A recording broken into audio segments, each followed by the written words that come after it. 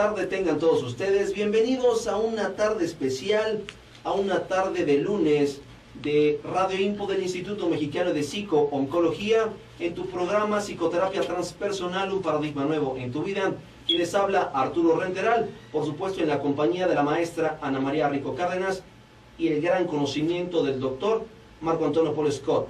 Muy buena tarde, excelente programa, adelante.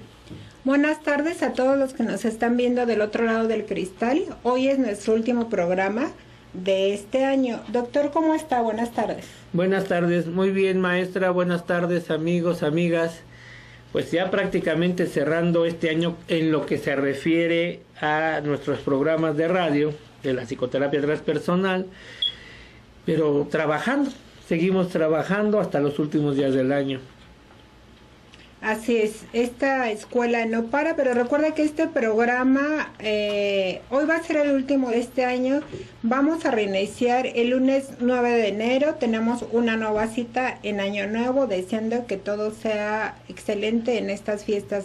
Doctor, la semana pasada estábamos hablando de todo lo referente a la Virgen de Guadalupe. Quedaron algunas preguntas, vamos a entrar de lleno para avanzar hoy en varias cosas.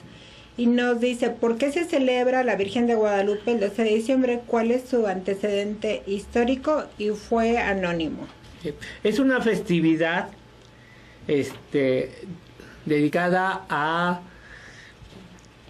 una divinidad náhuatl llamada Tonantzin.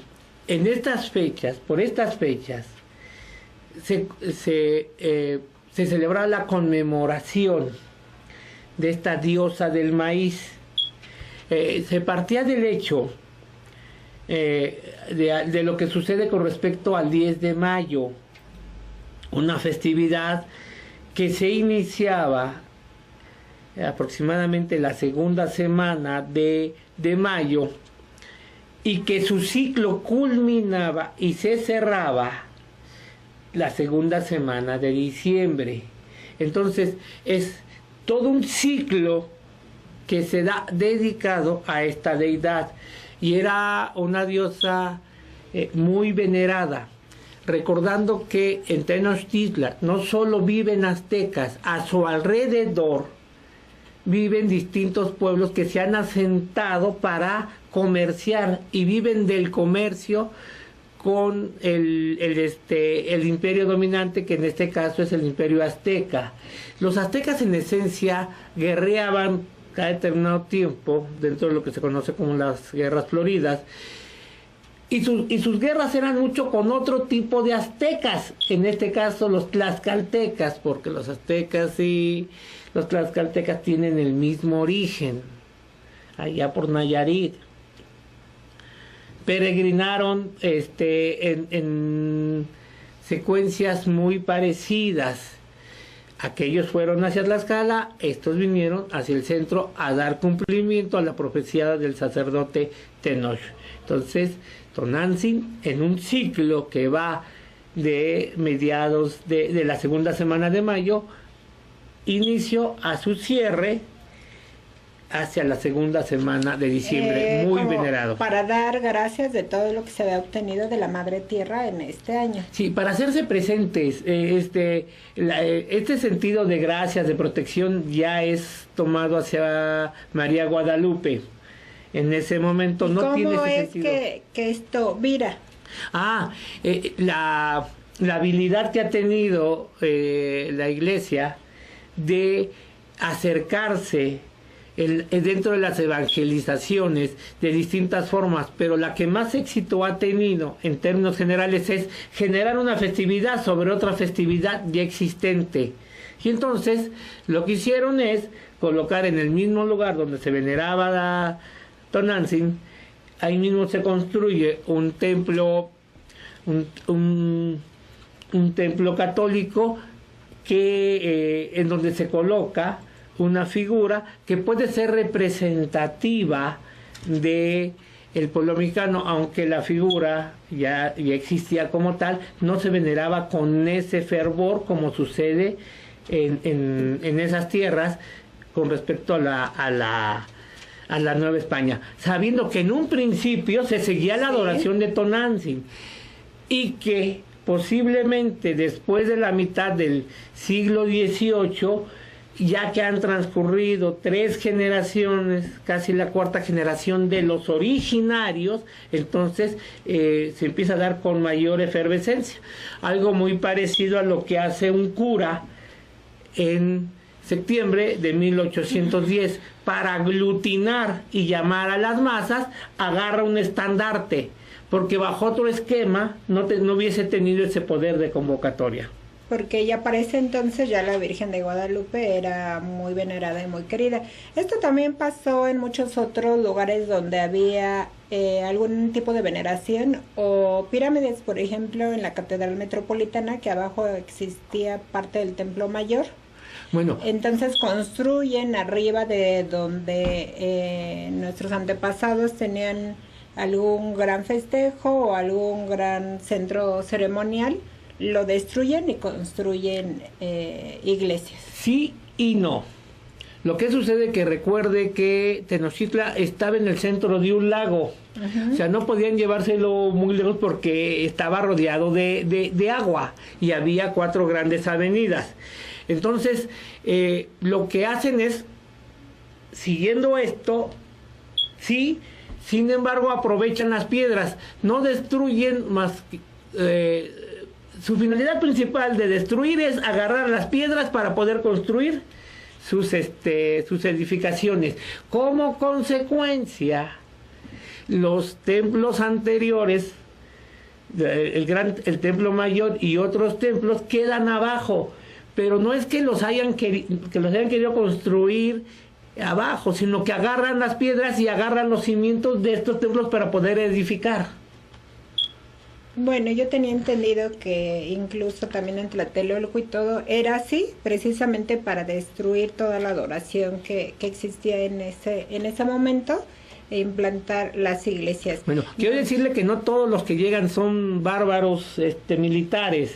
Dentro de ellos llega gente culta, y dentro de esa gente culta hay quien sí busca preservar. Por desgracia, estamos terminando una guerra. Estamos hablando de que la conquista terminó en el 21, la supuesta aparición es en el 31, sabemos que no hay antecedentes porque ni siquiera existía un templo en Tlatelolco hasta el 72, y que todo de lo mucho que hablamos está en el siglo XVII, no en el siglo XVI. Incluso las primeras construcciones no tienen que ver con esa catedral que hoy conocemos ni con ese palacio, son casas. Entonces las piedras las agarran de esas casas. Posteriormente, siglo y medio después, estamos hablando de cosas diferentes. Sí, efectivamente eliminaron el culto a través de considerar esto. Cuando hablo de barbarie militar, me estoy refiriendo también a algunos de los curas con los que llegan los militares, que son mandados para evangelizar. Así como hubo seres muy piadosos, hubo unos que más bien hubiesen sido parecidos al mismísimo demonio, en caso de que ese demonio exista. Nos dice Aurora, ¿cree usted que la Virgen de Guadalupe ha servido como forma de dominación social? Desde un estudio estrictamente sociológico y donde se pueda amparar el poder, seguro que sí. En lo transpersonal, definitivamente sí, sabiendo que en lo transpersonal hablamos del egoísmo y de esa energía que proviene de la psíquica y esa necesidad que tiene la persona y no el ser humano de conquistar y de poseer poder. El egoísmo tiene 2 fuentes: el dominado, que también recibe el nombre de egoísta institucional, y el dominado, perdón, el dominante y el dominado. El dominante se llama egoísta institucional. De las mejores formas de dominar, si no es que la mejor, es por medio de la religión. Ok, nos dice María Elena, hace muchos años se dijo que la religión es el opio del pueblo y tenían razón. El hombre necesita creer en algo. Sí, y quiero decirte, María Elena, que no siempre es a través de religión. Para que haya una religión debe de haber un conjunto de creencias, y que este conjunto de creencias estén institucionalizadas y que tengan un marco de referencia y obviamente profundidad en ese código de creencias, pero a veces podemos encontrar creencias que se manifiestan pero no son institucionalizadas, y en nuestro caso hay muchísimas, y si no, solo basta con ir al mercado de Sonora, entre otros lugares. ¿Por qué la historia de la Virgen de Guadalupe ha trascendido por tantos años en México? Y nos lo compartió Ángela Guzmán. Yo creo que esa necesidad de creer. Recuerden que el ser humano, investido en persona, se agarra de lo que puede para adaptarse. Y en situación de crisis, una forma de sobrevivir son las creencias. En una forma de sobrevivir elevada estaría la espiritualidad. Y si no, preguntemos por qué posiblemente el país más espiritual del mundo sea la India, y conocer la historia de pobreza y de desencanto social que ha prevalecido en la India es maravilloso. Nos dice Iris, ¿qué representa desde el punto de vista psicológico y transpersonal, hablando de la imagen de la Virgen de Guadalupe para los mexicanos? Muchísimas cosas, tantas que decimos en transpersonal que el todo afecta a cada una de las partes afecta el todo. La imagen como tal, la imagen original se mantiene hacia el centro del retablo, y posteriormente fueron colocadas estrellas en esa simbología del cosmos, y después se le atribuyeron poderes astronómicos.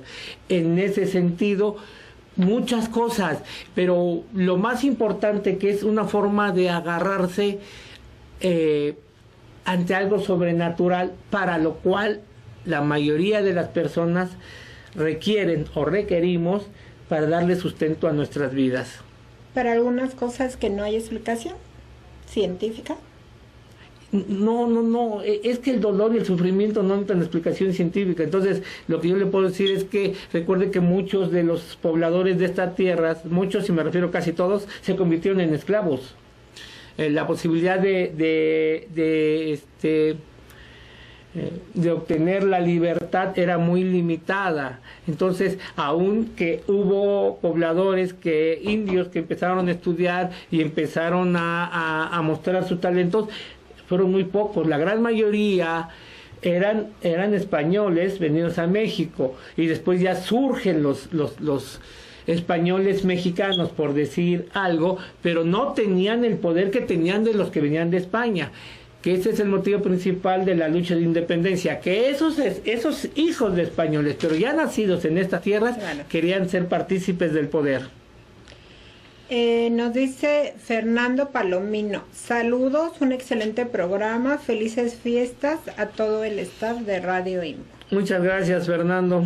Doctor Fernando Palomino, perdón. Doctor Fernando Palomino.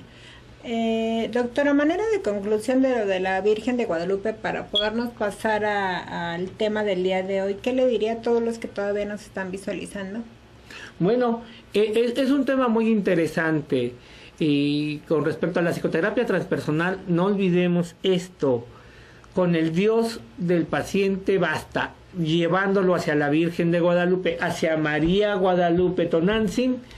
Con María Guadalupe Tonantzin basta en las creencias del paciente, y es totalmente contrario a nosotros pensar que no existe. Existe porque un conjunto de personas, en este caso millones y millones de personas, creen en ella. Estos programas no se hicieron con la finalidad de desvirtuar su existencia, lo hicimos para hablar con respecto a lo que se dice del retablo y nada más, y obviamente colocando algunos aspectos de investigación histórica, porque casi todo lo que se puede decir de ciencia con respecto a esto tendría cuestionamientos en un sentido, en el otro. Con que una persona crea en María Guadalupe Tonantzin, le da certeza a su existencia. Nos llegó la última, César Madrid. La primera creencia que se inculca a los mexicanos es la de ser católico, creer en la Virgen. ¿Usted cree en la Virgen? Mira, no soy adepto, pero también al mismo tiempo no creo. Creo que existen, pareciendo contradicción, seres iluminados y que en ese lugar hay un gran poder de iluminación a través de la luz. Entonces creo en las manifestaciones que se dan en ese lugar, que tienen que ver con cuestiones referente a ubicación de astros, y por algo ya antes había sido escogido. Entonces creo en las manifestaciones de luz que están ahí, y si esas manifestaciones de luz están en referencia a María Guadalupe Tonantzin, así es, y los considero pilares de luz.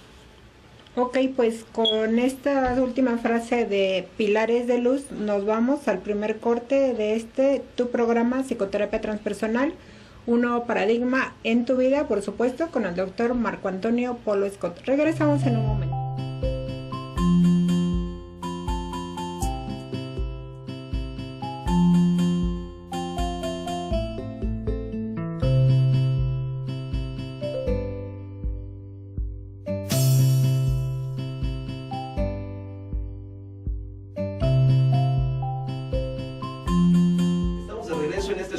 Psicoterapia Transpersonal, un paradigma nuevo en tu vida, y vamos directamente con la efeméride de esta tarde.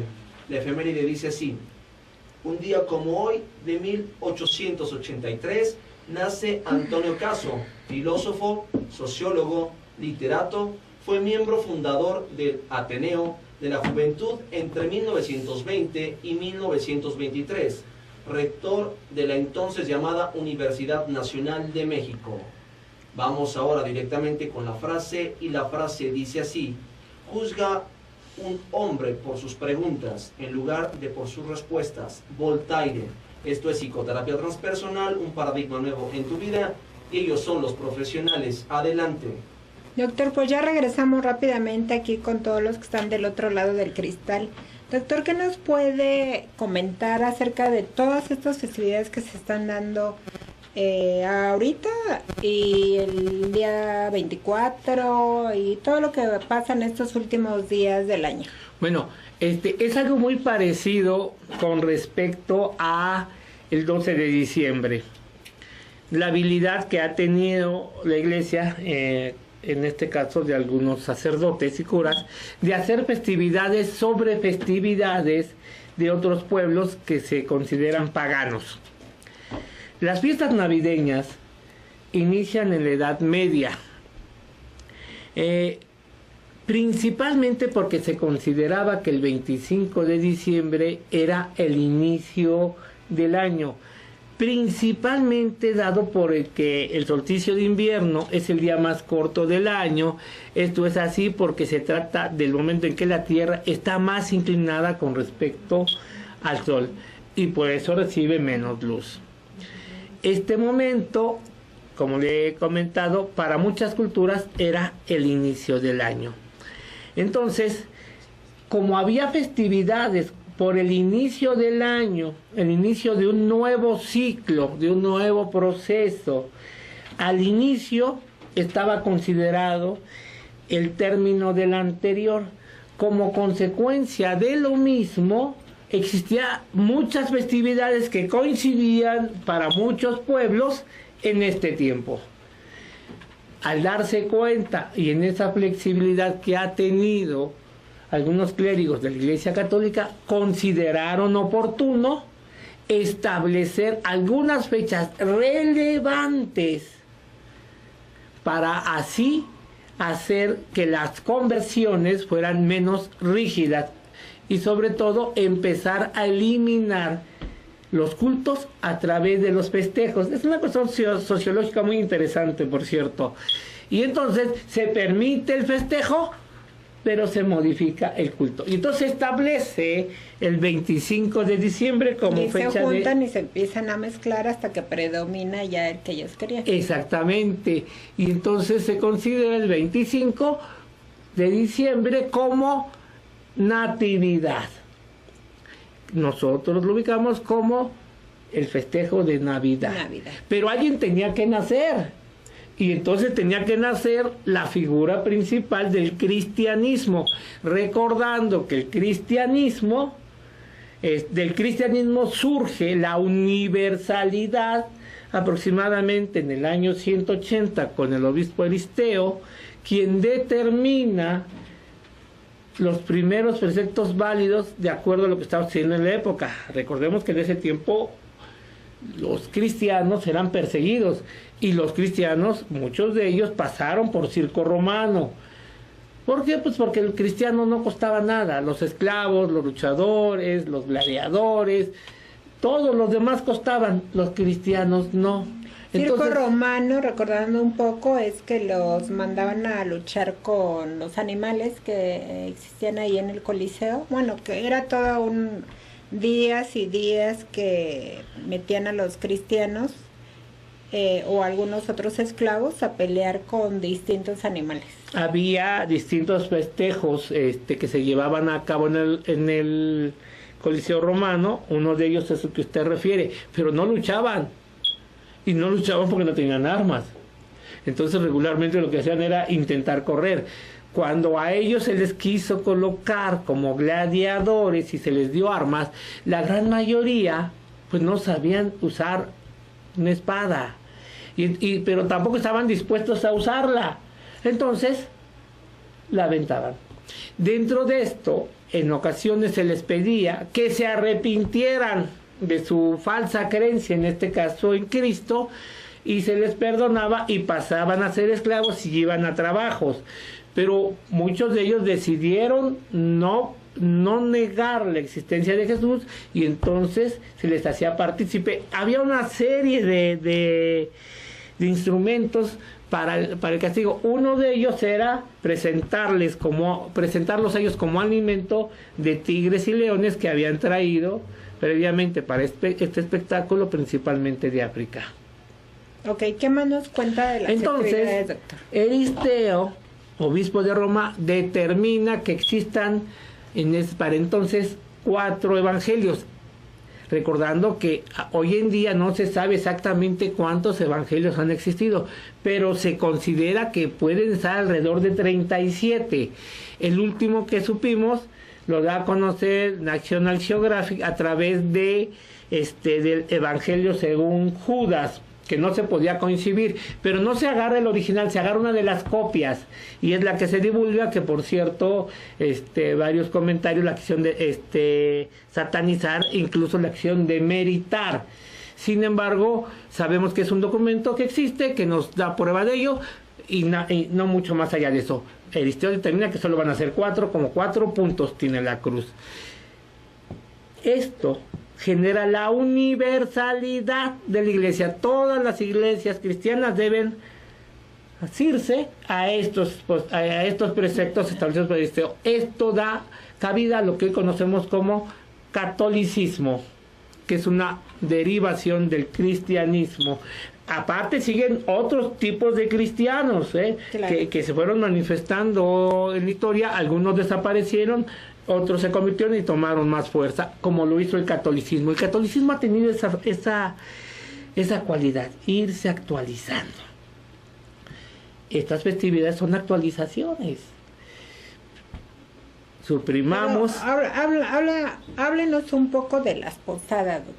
Bueno, las posadas sí son más bien de aquí de la Nueva España y son encomendadas, son llevadas a cabo como una práctica religiosa, principalmente por los católicos de ese tiempo, principalmente curas, sacerdotes, misioneros, quienes de la misma forma que se hizo en la Edad Media aprovecharon los festejos que había, porque en América, en Mesoamérica y en Latinoamérica y demás, había los festejos del solsticio. O sea, ya existía también en esta tierra el saber que en ese tiempo se daba un cambio y que ese cambio daba paso a un nuevo ciclo. Entonces, esos festejos se daban aquí y lo que hacen es montarse sobre esos festejos. Obviamente, aquí ya hay una evolución con respecto a lo que había sucedido en la Edad Media, porque uno de los elementos es que el demonio está presente y hay que pegarle al demonio, hay que destruirlo. Y esto de muchas formas viene a satisfacer a un pueblo ávido de fiestas que ya existían, pero que habían sido suprimidas por ser consideradas barbarie, pero dentro de ese demonio iba a haber algo para ellos. Al destruir al demonio, en esencia hay una promesa de obtener un bien, un don. El premio que cae al romper la piñata. Hay una versión que dice que los 7 picos de la estrella, porque las piñatas originales son en forma de estrella, semejaban a la estrella de Belén que había guiado a los pastores, a los reyes magos para ir a conocer a Cristo, a Jesús. Y se supone también la versión nos cuenta que estas piñatas tienen 7 picos, y al romper los picos, que habla de los 7 pecados, de los pecados capitales, entonces se está destruyendo como al mal, como al diablo. El premio va a ser la fruta, pero esa es una de las versiones que nosotros encontramos. Así es. Existe un conjunto de versiones. Lo más cercano que pudiésemos entender son estas dos que usted menciona. Atacar el mal, porque después en la Iglesia Católica, sobre todo en la Edad Media, se considera cada uno de los pecados como manifestación satánica, demoníaca, de no un ser, sino de un conjunto de seres, y entonces se les da una forma demoníaca a cada uno de los pecados capitales, de esos 7 pecados capitales. Entonces ya no hablamos solo de un mal, sino de un conjunto de males, y la bendición de romperlos trae consigo dones. Originalmente no traían consigo fruta como lo es hoy en día, pero sí traía la promesa de una vida mejor. Pues mire, ya nos están compartiendo. Muchas gracias a Gloria y a Ricardo. Gloria nos dice: los padres benedictos inventaron las misas aguinaldo para que los indígenas aprendieran a que Dios da, pues los ritos indígenas eran sacrificios a Dios para que se les diera algo. Y también traigo el dato de que el religioso Agustín Fray Diego de San Sofía pidió a un papa el permiso que en Acolma se celebraron las primeras misas en Acolma, en Estado de México, aguinaldo, precisamente. Yo creo que parece siguiendo que con Gloria. Sí. Y bueno, los sacrificios a Dios en ese sentido se hacían de distintas formas. Los humanos solo le correspondían aquí en esta parte de Mesoamérica a los aztecas. Hacia el sur encontramos los sacrificios que se daban por parte de los mayas. En el caso de los aztecas, los sacrificios se hacían con los guerreros capturados de las guerras floridas, y se repartían el cuerpo de tal manera que el guerrero que capturaba, dependiendo su nivel, podía llevarse a casa una pierna, un brazo o alguna otra parte. La parte divina y sagrada, que era el corazón, correspondía a los monarcas y a los sacerdotes, en este caso a los sacerdotes aztecas. Los demás, sus sacrificios eran de manera distinta.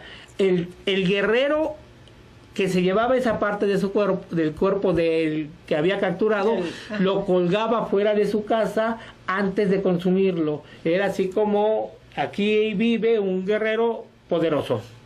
Claro, vamos a escuchar lo que nos dice Ricardo. Y dice: inventaron las piñatas que eran estrellas de 7 picos por los 7 pecados capitales, y les vendan los ojos, porque esto significa que la fe debe ser ciega. Y esto nos lo comparte Ricardo. Seguro que sí, Ricardo. Desconozco el sentido de vendar, entonces no opino. No sé si originalmente se vendaba los ojos, pero seguro que la información que tú nos das es correcta. Y también tenemos aquí otro dato, que son 9 posadas, precisamente, que significa el peregrinar que tuvo María y José, y que cada día pedía en dónde quedarse. ya que María estaba embarazada. Por eso es que se hacen 9 posadas previas a Navidad. Es posible que sí. Lo que recordemos es que ellos... En su camino de Nazaret a Belén. Sí, ellos están viajando por un censo que ha mandado el regidor de Roma en la Sierra de Judea para saber cuántos habitantes hay. Entonces les pide que regresen a su población de origen, pero el de población de origen es José, no María, por lo que ya comentamos con respecto a María y su linaje real, y que el padre de María le correspondía el trono de Judea. Entonces usted nos dice que José era de Belén. Sería la única explicación que los llevase a Belén. María no era de Belén. María era de lo que se considera dentro de toda la tierra de Judá, lo que hoy sería donde se encuentra el gran templo. Entonces en este caso sería de Jerusalén. Entonces por eso estaba en tránsito.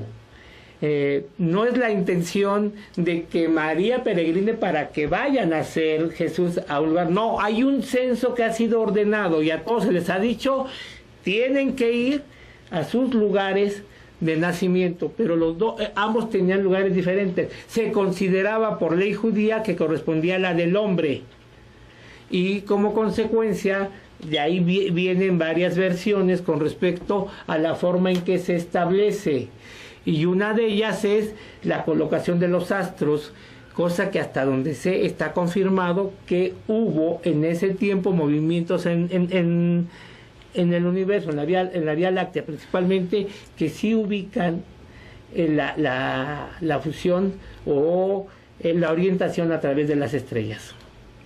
Nos comparte Erika Martínez. Yo solo sabía que las posadas son fiestas que recuerdan el peregrinaje de María y José desde su salida de Nazaret hasta Belén. Bueno, fue más o menos lo que estuvimos diciendo en este momento. Pues nos vamos a ir al segundo corte de este programa. Te queremos seguir escuchando. Compártenos todo lo que tú sabes, que por supuesto lo haremos presente, lo leemos aquí con el doctor para compartir con los conocimientos.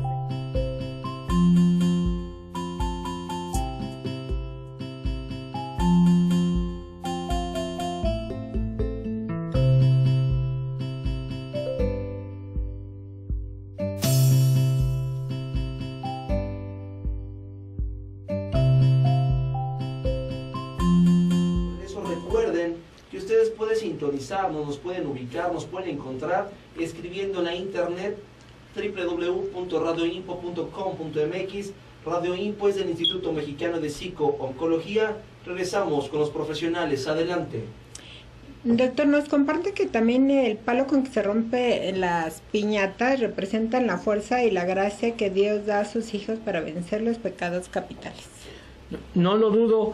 Cuando hablo del censo, no me estoy refiriendo a que ese peregrinar se hizo en diciembre. La versión más cercana hablan del nacimiento de Jesús muy cercano al mes de marzo.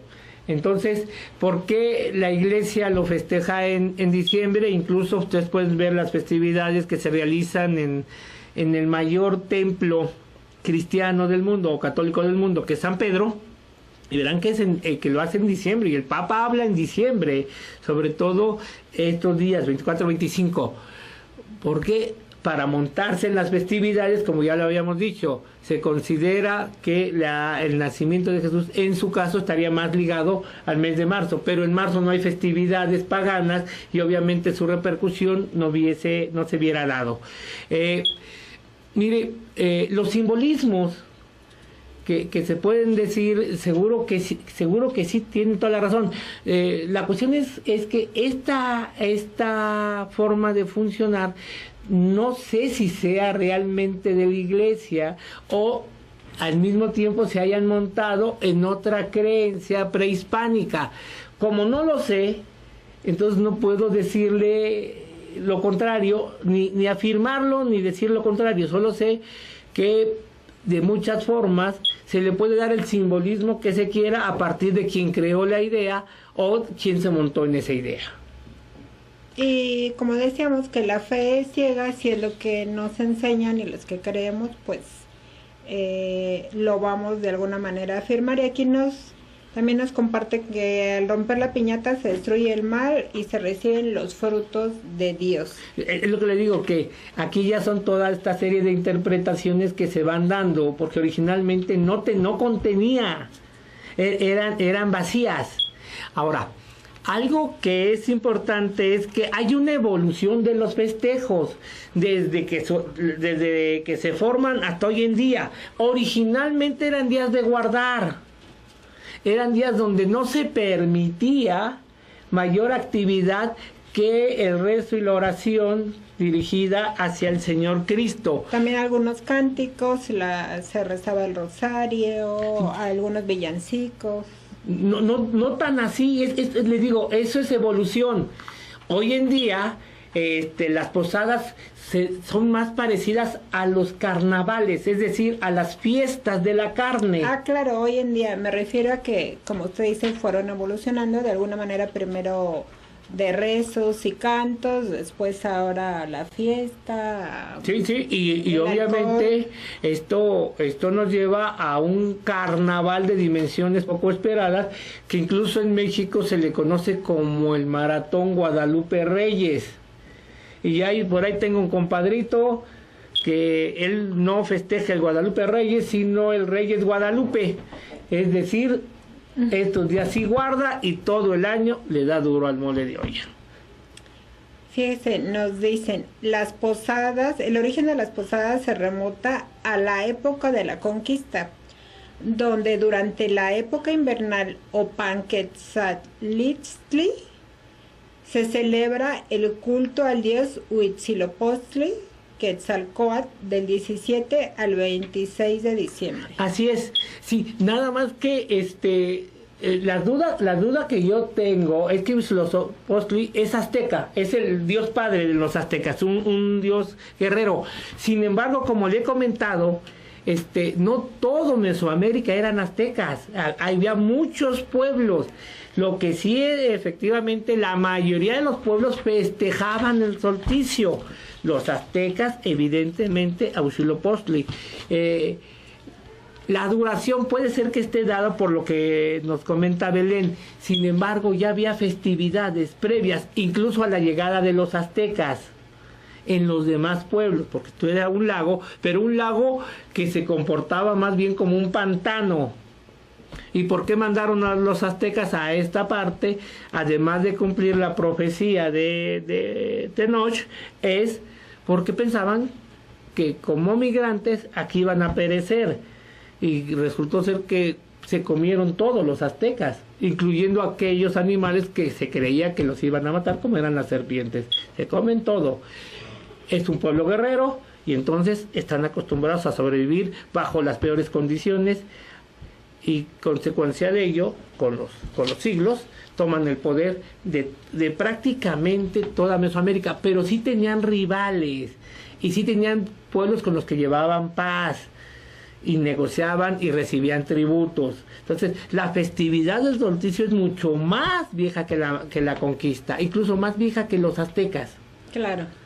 Doctor, ¿qué nos puede comentar acerca de la Navidad? De todo lo que se hace en las casas acerca de la Navidad a nivel mundial.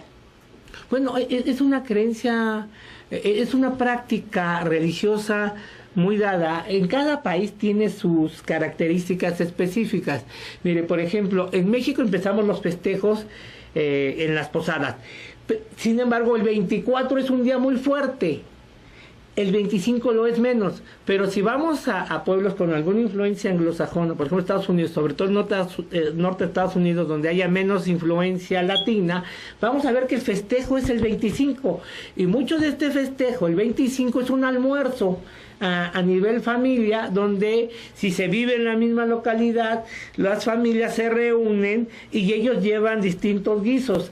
Se da mucho comer el pan de maíz, los elotes, el pavo, los pasteles, y todos se colocan en la mesa y de ahí se comparten. Regularmente la jefa de familia se encarga de partir y de repartir, aunque una vez que reparte, si usted quiere un poco más, simplemente simplemente lo agarra. Entonces, este es en algunos pueblos. Si pensásemos de la Navidad hacia Oriente, vamos a encontrar cosas totalmente distintas. Hay festejos, pero no tienen que ver con la Natividad o con la Navidad, sino son festejos para los cuales el mercantilismo globalizador de estos tiempos ha hecho que también haya festejos, pero no están en función de esto. También en otras culturas se han acomodado. Que se den regalos, intercambios, y no tiene nada que ver con... Que hagan festejos, que no son tan importantes, pero hay festejos. Nos dice Axel Quintero, yo vi en un documental que el árbol de Navidad surgió en el continente europeo y guarda una relación estrecha con el cristianismo. Los antiguos germanos adoraban las ramas verdes con luces para ahuyentar a los espíritus. Adornaban, perdón. Bien, con respecto al árbol, hay distintas visiones. No son tan cercanas al cristianismo. En la mayoría de los casos, más influencia se tiene de los celtas.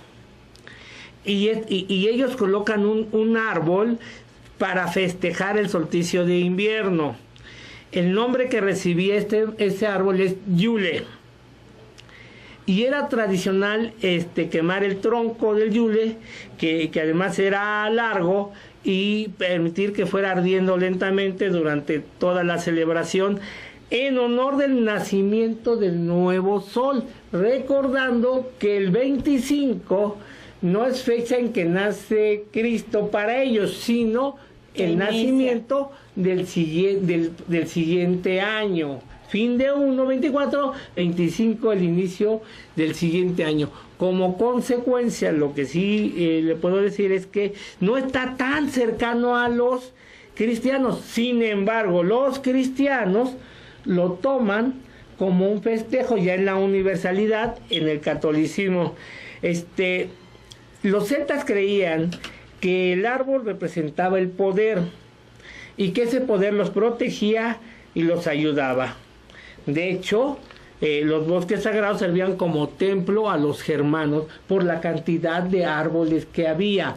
O sea, para los católicos eran costumbres paganas que se llevaban a cabo, pero en las cuales pudieron flexibilizarse para montarse sobre estas creencias y establecerlo como el árbol de Navidad.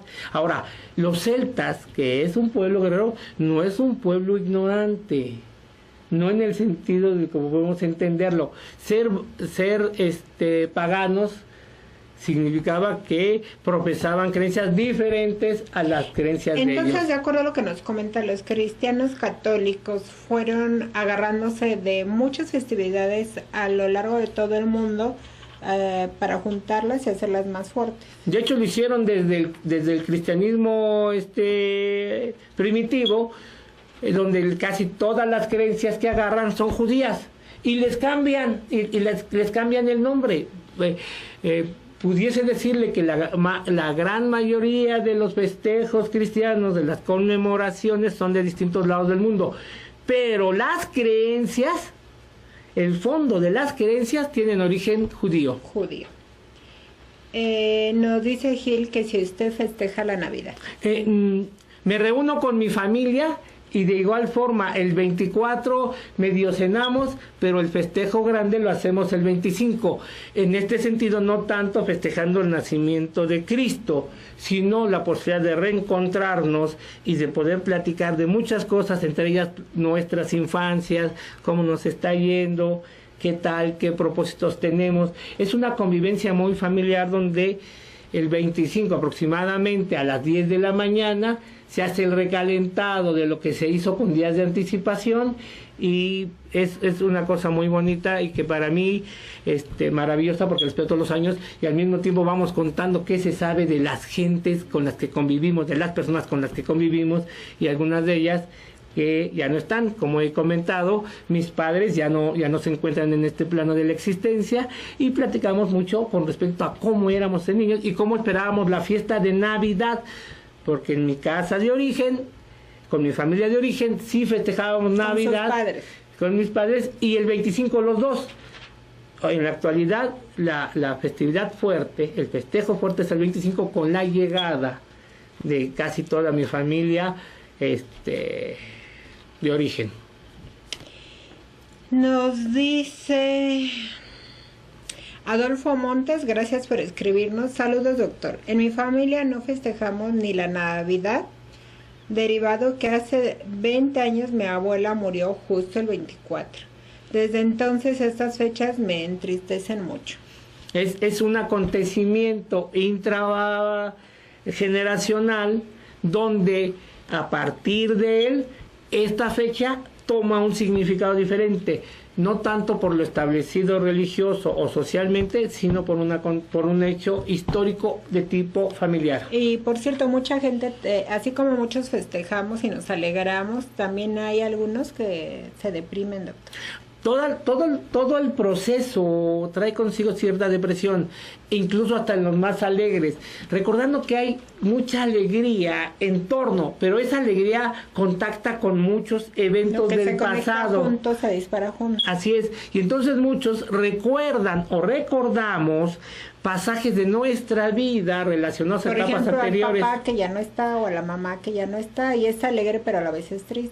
Sí. Sin embargo, así como usted lo plantea, que está muy bien, más encaminado a estas fechas de cuando éramos niños. Y sencillo, para muchos de nosotros, o al menos para mí, el recordar lo que hacíamos en niños, con esa inocencia, con esa vivez, con esa necesidad del festejo, que trae la alegría al recordarlo, al mismo tiempo trae la tristeza de que ya no está. A esto le llamamos nostalgia. En algunos esta nostalgia se junta con otros eventos de este año o de otros años ligados aquí.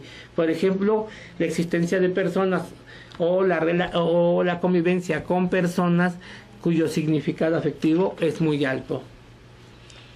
Nos dice Paulette, en Michoacán las posadas son con máscaras y no se usan bengalas. Un saludo a Michoacán. Sí, bueno, aquí nos habla de bengalas, también luces que de pronto se utilizan en estas festividades. Y ella nos dice que se usan máscaras. Gracias por el dato y seguro un dato más para... Fernando Caballero, saludos a todos y feliz Navidad. Por ejemplo, es algo que regularmente a mis alumnos, incluso a mis pacientes y varios de los maestros del INPO, que son mis amigos, que me conocen, saben que yo no deseo feliz Navidad. Creo que la felicidad es la gran promesa incumplida que ha traído consigo las creencias institucionalizadas o no. Creo en la plenitud. La felicidad es como esa, regresando, como esa promesa de ser feliz. La plenitud es interior, la felicidad es una falacia. Desde mi punto de vista, muchas gracias Fernando o Fernanda Caballero. Perdón, no leo bien esto. Sin embargo, gracias y en tu caso, que así sea, que es lo que dicen los católicos cristianos. Regularmente nosotros decimos, así es esto, sobriedad. Nos preguntan que por qué tanta comida en la noche de Nochebuena. Eso es cultural y eso es de nosotros, de los mexicanos.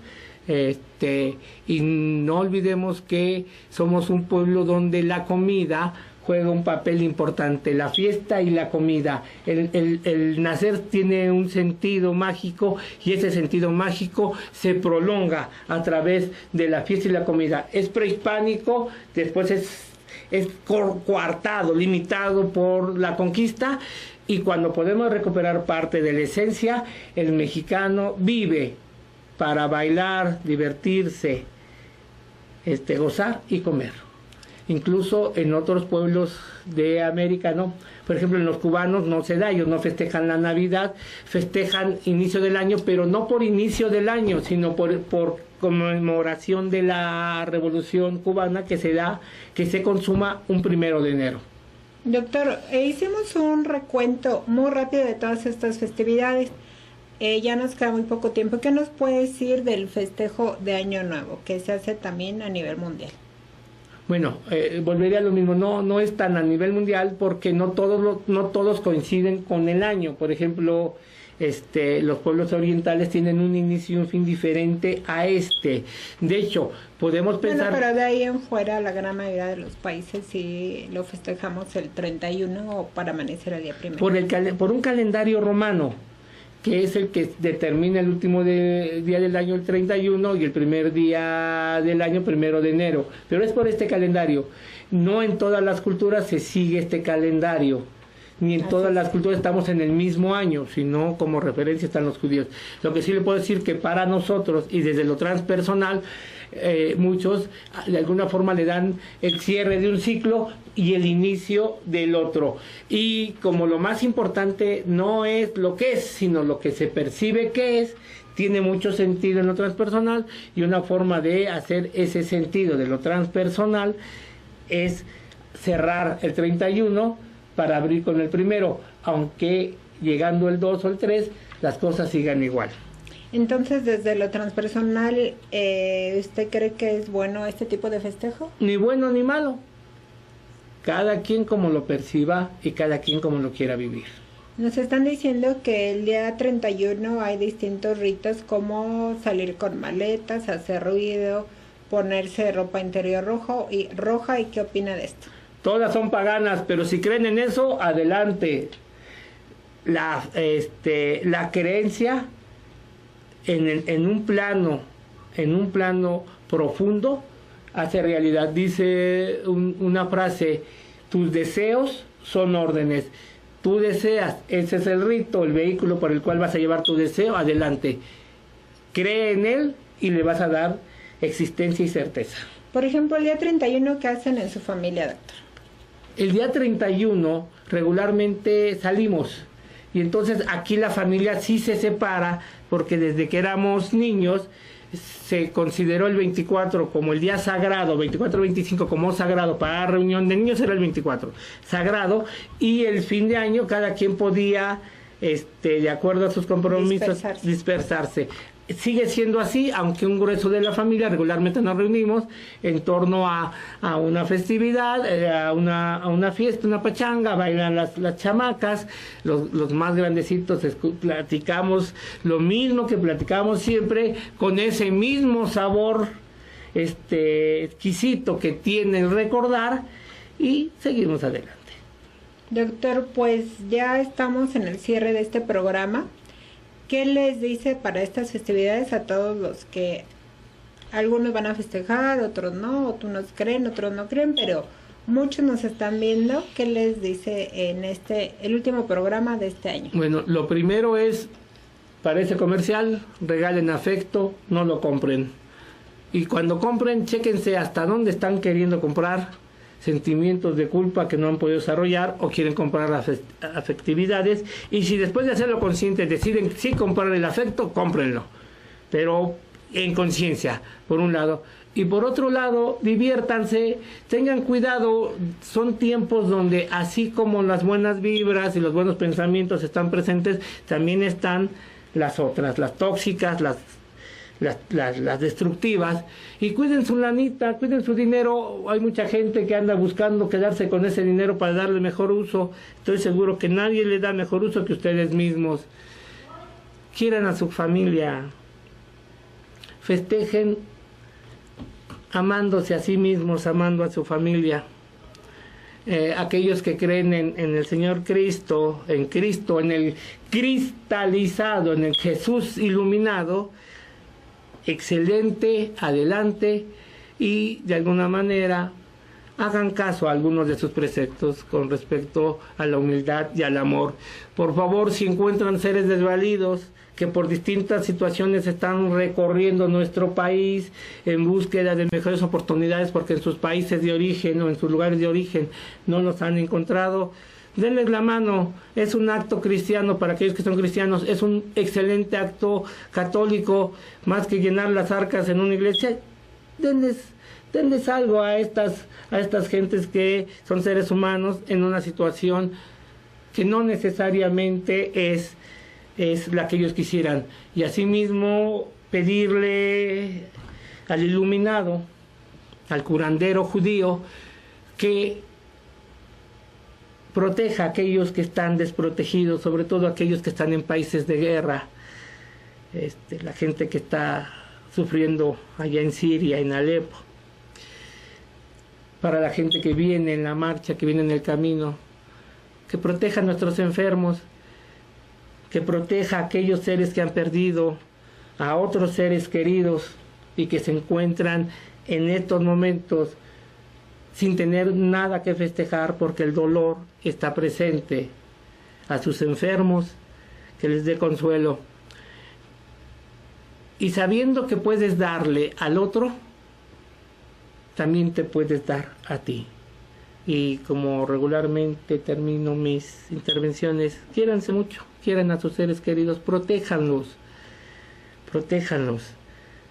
porque si Dios así lo decide, el próximo año en este espacio, espero que nos volvamos a encontrar. Muchas gracias, doctor. Yo por mi parte deseo que el arquitecto del universo les dé el amor en todas sus manifestaciones. Un abrazo muy fuerte, muchas gracias al staff, muchas gracias muchachos, todos los que están aquí y están en otra oficina. Muchas gracias también, doctor, por permitirnos este proyecto y sobre todo muchas gracias a ti por compartir todos los lunes, los miércoles, vienen más sorpresas para el año entrante. Un abrazo muy fuerte y mucho amor en todas sus manifestaciones. Hasta pronto.